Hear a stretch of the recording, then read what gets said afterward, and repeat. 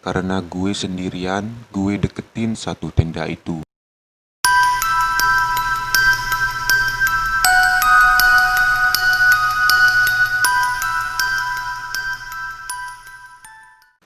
Assalamualaikum warahmatullahi wabarakatuh. Di video kali ini, saya akan membagikan pengalaman atau cerita mistis yang saya beri judul Diganggu Penunggu Gunung Selamet. Pengalaman mistis yang dialami pendaki gunung bermacam-macam, seperti tersesat atau bertemu berkali-kali dengan sosok yang sama.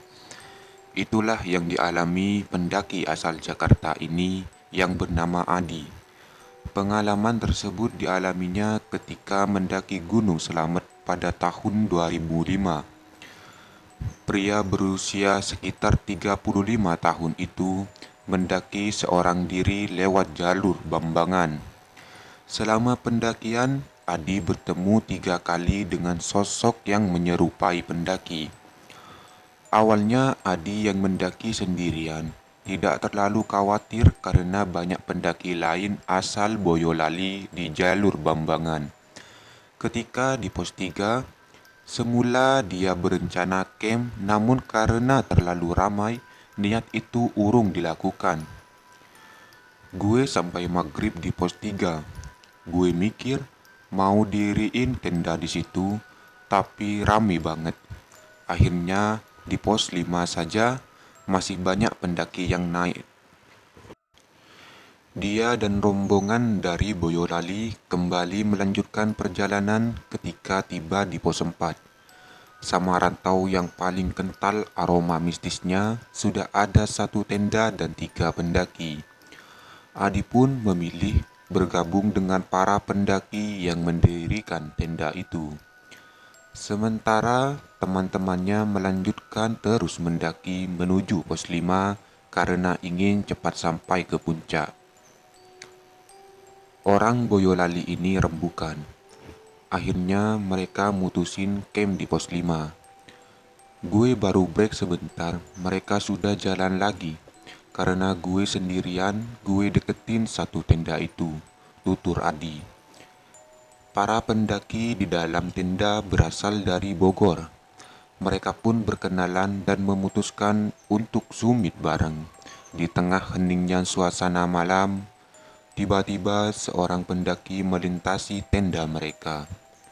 Dia pakai lentera seperti lampu badai warna hijau. Dia bilang, "Bang, numpang duduk ya." Jadi ketika di pos 4 sama rantau, ada pohon, dia duduk di situ, kata Adi. Melihat pendaki itu sendirian, mereka berusaha memberikannya kopi. Namun ketika ingin menghampirinya, tiba-tiba orang itu memutuskan pergi.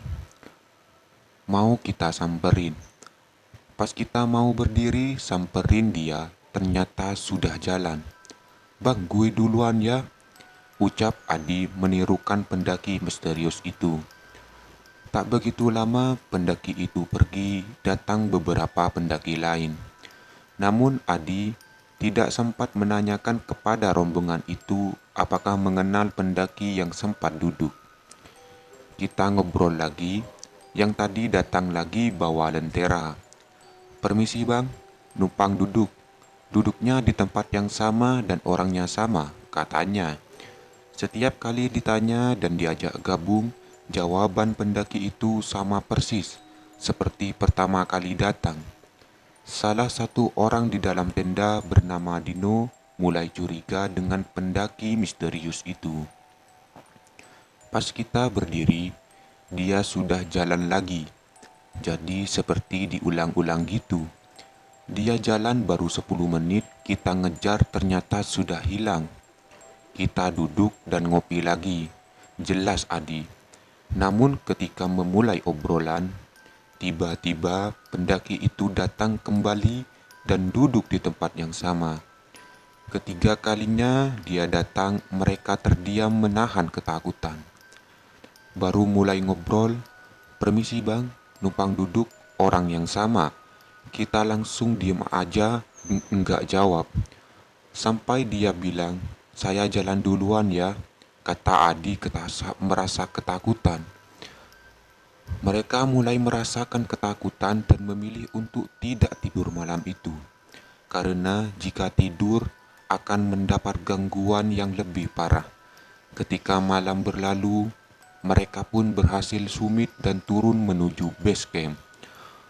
Adi penasaran dengan kejadian itu dan bertanya kepada Dino yang mengaku pernah mengalami kejadian serupa ketika mendaki. Si Om Dino ini bercerita, dulu kawan yang kejadiannya sama kayak gini, dia mutusin tidur diganggu habis-habisan. Ada yang coba ngikutin nyasar, tandas Adi. Sekian cerita yang dapat saya bagikan. Semoga Anda bisa mengambil hikmahnya. Dan pesan saya, apabila kita sedang mendaki gunung, alangkah baiknya jangan lupa untuk selalu berdoa dan memohon perlindungan kepada Allah Subhanahu wa Ta'ala supaya dapat dijauhkan dari hal-hal yang begituan. Terima kasih. Assalamualaikum.